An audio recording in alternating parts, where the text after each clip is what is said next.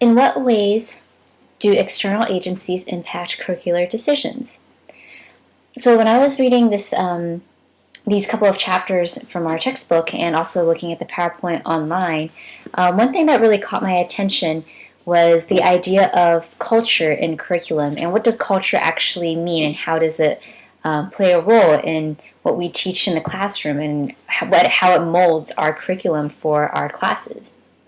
I think for me, curriculum is the interaction between the teacher and student in an authentic and meaningful experience where both the teacher and student really learn from each other and challenge each other's understanding in that subject area. In our case, music. One thing that I've really been challenged with in just even this past, last year at Westminster Choir College is this whole idea of critical pedagogy and how that plays into the classroom. In another article that I've read previously called Music Education at the Tipping Point by John Kratis, he talks about in this one section about how music is experienced. And he says, rather than develop curricula that complement the ways people actually experience music in their lives, teachers typically base their curricula on their own goals and the way they were taught. And one example he uses was this idea of solfege. And he challenges us with the question of, what does solfege really mean or matter to, say, a middle school student in the long run? Yes, solfege is good to build musicianship and understanding in musical theory.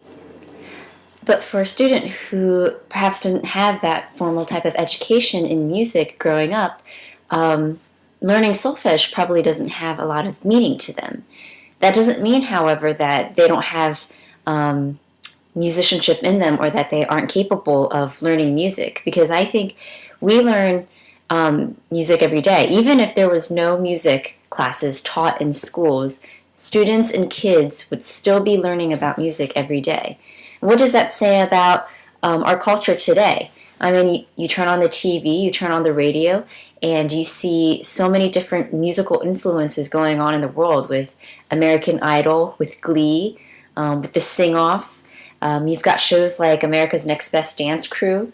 And why are those type of shows and those type of programs so appealing to the youth in our generation today? In John Kratis' article, he talks about how music made in schools are largely based on classical, folk, and jazz traditions. But it does represent a small and shrinking slice of the musical pie that is going on in our education system right now. He claims that students perform music in school that they rarely, if ever, hear outside of school. And more than 1/3 of the nation's largest 100 radio markets have no classical music stations anymore. And I think that speaks a lot to what is going on with our culture and our students' culture in society today.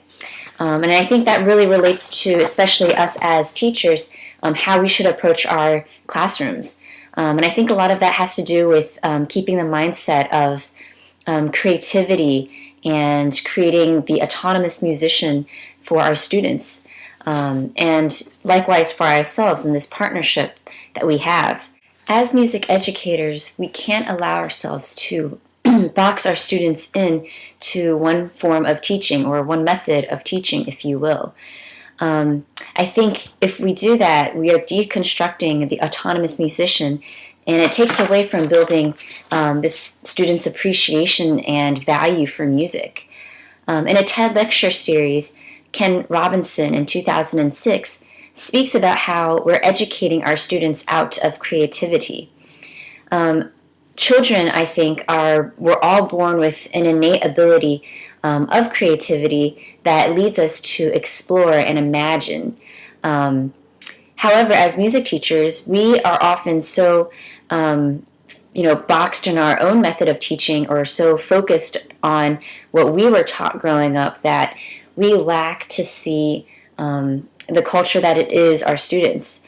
However, as music teachers, we often tell our students to create something of musical context. Yet we expect our students to, create with assumed parameters because we give them a set of rules or the set of structures that they need to meet or criteria that they need to follow.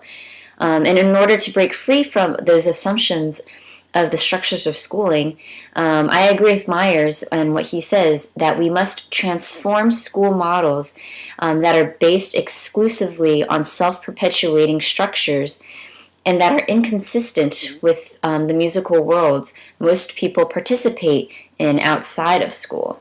So what does this have to do with curriculum? Well, I think curriculum is something that should always be ever-changing. I think it should be something that we reevaluate, not on a year-to-year basis, but perhaps even on a day-to-day basis. What's going on around in the world? What's influencing our students now? What's going on in their lives? What are they seeing? What are they doing outside of school? How can we play that into the music classroom?